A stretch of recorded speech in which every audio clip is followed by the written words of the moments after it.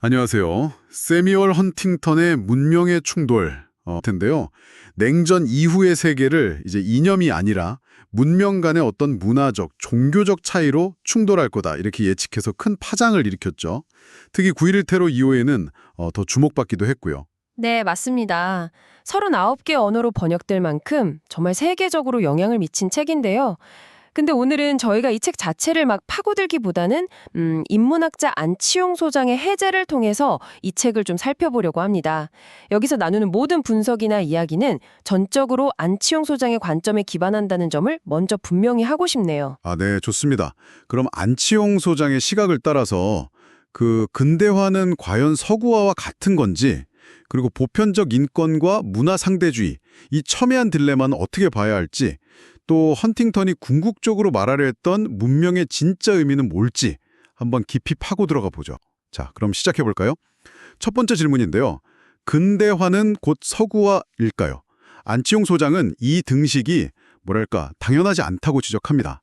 그러니까 물질적인 발전은 서구 모델을 따를 수 있어도 정치제도, 예를 들면 민주주의 같은 거는 바른 길을 찾아볼 수 있다, 이런 거죠. 네, 근데 여기서 이제 중요한 포인트는 서구화가 아니다라는 어떤 명분이 보편적 인권, 예를 들어 서구식 민주주의에 담긴 그런 가치까지 부정하는 수단이 되어서는 안 된다는 겁니다. 안치홍 소장이 박정희 시대의 한국적 민주주의를 그 예로 들면서 이게 결국 억압적인 근대화였다고 비판하거든요. 결국 중요한 건 서구화냐 아니냐가 아니라 어떤 길을 택하든 그 방식이 보편적 인권과 또 다수의 이익에 부합하느냐, 바로 이 문제라는 거죠. 그 지점이 상당히 흥미롭네요.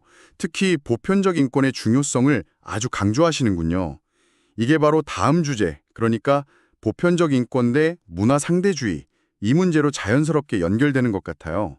맞습니다. 안치홍 소장은 문화는 상대적일 수 있지만 윤리, 특히 생명권이라든지 부당한 구속이나 위해로부터의 자유 같은 아주 기본적인 인권은 절대적인 가치를 지녀야 한다, 이렇게 힘주어 말합니다.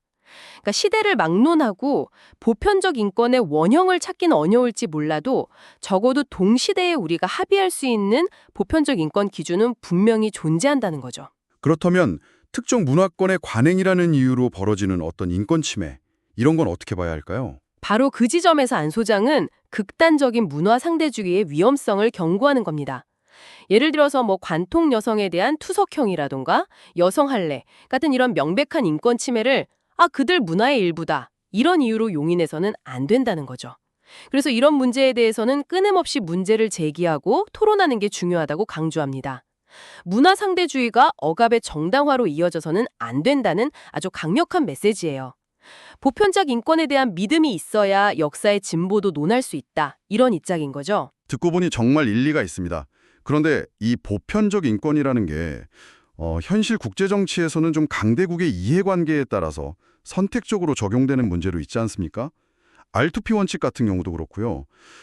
이 R2P, 보호책임 원칙이라는 게 구체적으로 어떤 개념인가요? 네, 그 R2P, 그러니까 보호 책임 원칙은요, 어떤 국가가 자국민을 상대로 아주 심각한 인권 유린을 자행하거나 혹은 이걸 막을 능력이 없을 때 국제사회가 개입해서 시민들을 보호해야 한다는 그런 개념입니다.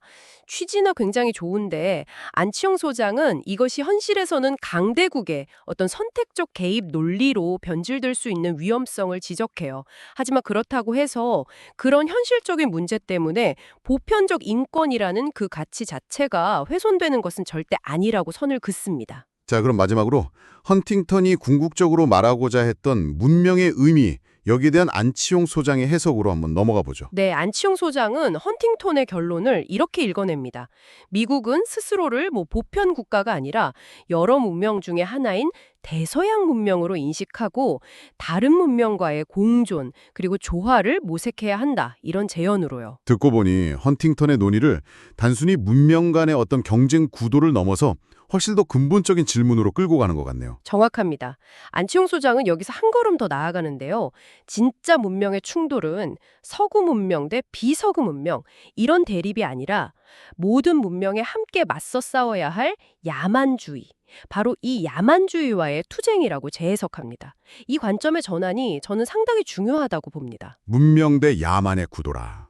아, 이거 흥미로운데요? 네, 문명의 가치 있는 진짜 이유는 그것이 세계를 지배하기 때문이 아니라 끊임없이 그 내부의 야만성에서 벗어나려고 노력하기 때문이라는 겁니다. 안치홍 소장에 따르면 어떤 문명이든 바로 이 야만주의에 얼마나 더 강력하게 저항하고 또 극복하려고 애쓰는가, 이것이 그 문명의 진정한 가치를 결정짓는다는 거죠. 네, 오늘 저희는 안치홍 소장의 해제를 통해서 문명의 충돌을 좀 새롭게 읽어보는 시간을 가졌습니다. 근대화와 서구화의 관계, 또 보편적 인권과 문화 상대주의 사이의 어떤 긴장, 그리고 문명의 본질적 가치에 대한 깊이 있는 성찰이었네요. 네, 핵심을 다시 한번 짚어보면 문화는 상대적일 수 있어도 기본적인 인권 윤리는 절대적이어야 한다는 안치홍 소장의 강조점이 있었고요. 그리고 헌팅턴의 메시지를 문명 간의 세력 다툼이라는 표면적 해석을 넘어서 문명과 야만의 근본적인 대결이라는 더 깊은 차원에서 이해해야 한다는 그런 통찰을 얻을 수 있었습니다. 네, 오늘 논의의 바탕이 된 안치홍 소장의 분석은 이렇게 귀결됩니다. 그는 이렇게 말했습니다. 문명이 문명다운 것은 그것이 보편 문명이기 때문이 아니라 그 문명이 야만에서 탈피했기 때문이다. 이 방송을 듣고 계신 여러분에게 문명이란 무엇이며 또 우리 시대가 극복해야 할 야만은 무엇이라고 생각하시나요? 이 질문을 한번 곱씹어 보시는 것도 의미 있을 것 같습니다.